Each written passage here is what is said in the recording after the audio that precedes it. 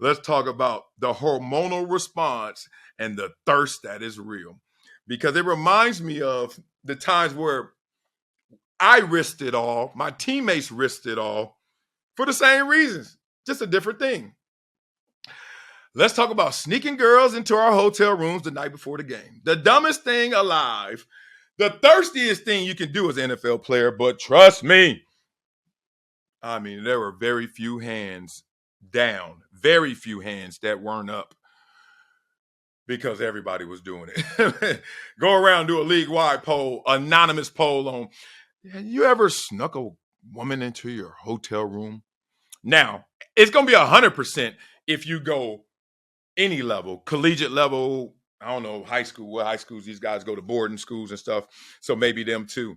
If you ask on any level, have you ever snuck a woman into your room? Oh, every single football player forever raises their hand. But if you say NFL, I would say like 70%, 80%, probably higher, but I'm trying to be nice. A lot of y'all married.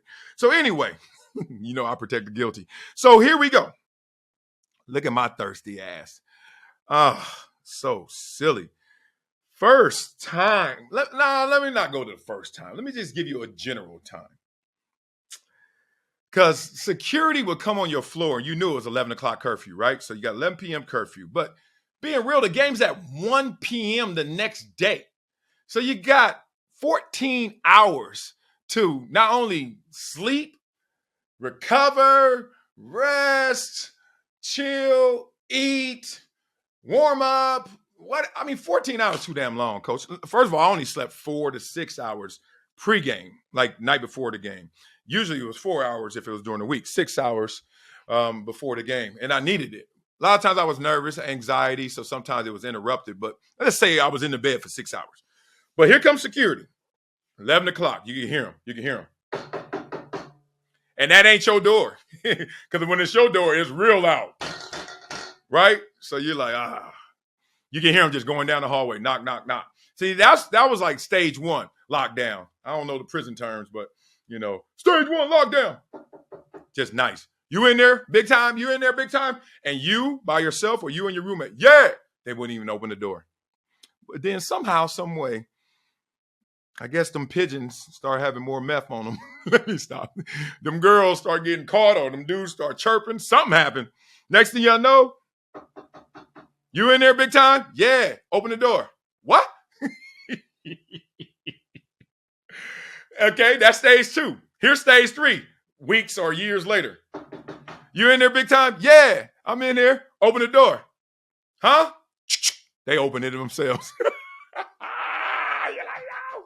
But, nobody in there because you ain't stupid. You learning the new stage. You ain't dummy. You ain't that crazy. But then, was it stage 4 now? This is the worst stage. So this is when like they always talk about people who take steroids, they got to stay ahead of the testing. You got to stay ahead of these stages. Here's the next one. You in there big time? Huh? Come in. And then one of y'all, if not you by yourself, is in the bathroom. Why? Because you're trying to play it off. Because you're going to hide her in the shower. You're going to hide her behind the shower curtain. And you're like, yeah. And then he hit the bathroom door. You good? And now he caught because he don't want to smell that ass, right? He don't want you to have open ass surgery and open that door. He ain't trying to do that. But he also ain't stupid. Probably a former player, a lot of these securities are. And they're like, all right, dog, you in there good. And that was the last stage. When you hiding in the bathroom or just got that timely boo-boo at 11 p.m., oh, you up to no good. Let me just say that. Okay, so when I heard this story about them inmates like, yo, come on, give me what I need. I was like, yo, I couldn't wait till that next day after the game, which I did anyway. You gonna do it after the game. You certainly gonna kick it after the game. Girlfriend, wife, go to the club, meet somebody, whatever. It's going down that day. Sunday night, oh man, you should check. We need to check birth records and NFL players. Like 9 months from a Sunday after a regular season game. That's when it goes down. But I used to just sit there and be like, yo, we thirsty as hell. And especially me, I was like, yo, I I think I did it maybe, I'm exaggerating like how I'm sounding. I think I probably did it 5 times out of paranoia. I couldn't do it more. Maybe 5 times, maybe more. But I know I did at least a nickel.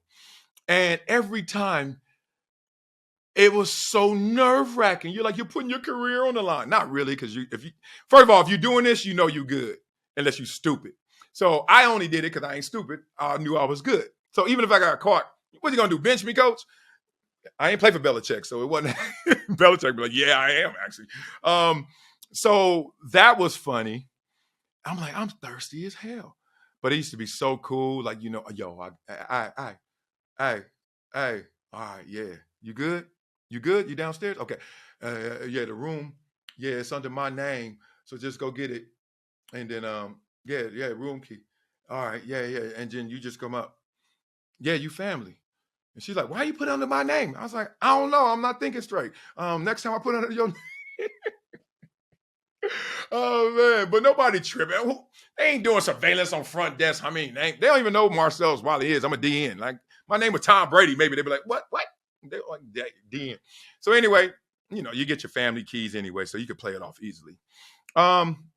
She get it. Like I'm on the 9th floor. She on the 6th floor, right? Y'all caught them numbers. 6, 9. All right. So all of a sudden, we got our team meeting, 8 something to 9. Then you got a little time left. All right, go to her room, chill. Then you're like, dang, y'all kick it, whatever. And then it's like close to 11, you go back to your room. Now, here's the dilemma. Here's the choice. You got either you stay in your room, try to get her up to you, or you go down to her room. To me, it always felt worse going down to her room. I was like, oh, this is all bad. But I did that too. I was like, because nobody's supposed to be on that floor that plays. And, then they start putting security on both ends because they're like, y'all doing too much and we get it. So some dude got paid for 14 hours. Nah, just kidding. Like at least 8 of them from like 11 till 7 in the morning. Some dude got paid to just sit there. And this is before like, fresh cell phones with the internet and stuff. Just sit there and play Tetris, I guess. Like sit your ass here and make sure no football players try to go downstairs and fly away like some pigeons with meth on them because they horny. And that's what happened. That's how it happened. It was crazy. So all that said, man, you got to watch yourself, man, in these moments in judgment because it seems like every story that happens, I just relate to it in some weird way. And that's why I'm empathetic in that way. Like, I'm not empathetic like, oh, you don't deserve a consequence or sentence. No, you get what you deserve. But I'm empathetic like, yo, I ain't higher than you. I ain't bigger than you. I ain't holier than thou, And that's what makes me think of these stories. But there's some evil people out there, some crazy people out there, right?